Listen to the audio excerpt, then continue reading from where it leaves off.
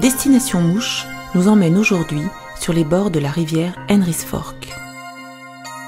Située dans le nord-ouest américain, aux confins de l'État d'Idaho et du Montana, la rivière Henry's Fork jouit d'une réputation mondiale pour la qualité de ses eaux et surtout pour ses truites arc-en-ciel difficiles et très combatives.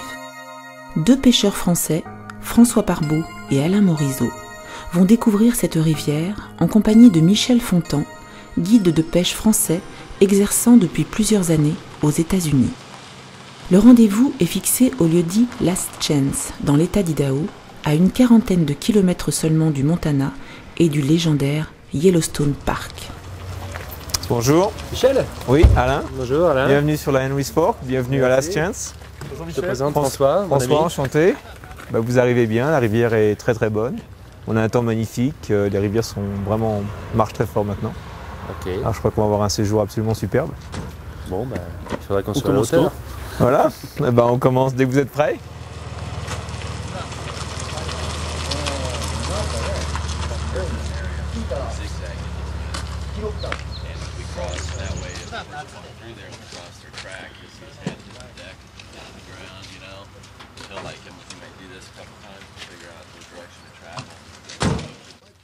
Henstead Park, c'est l'endroit le plus connu de la Henry's Fork.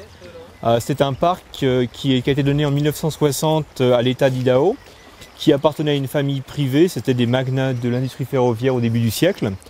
Et ce type est un pêcheur à la mouche. Donc il a donné ce parc qui est immense, avec donc ce parcours de rivière qui est en pêche à la mouche simplement, et qui est en no-kill intégrale, avec hameçon sans ardillon, enfin c'est très très spécial. Et il a donné cet endroit à l'État avec trois conditions.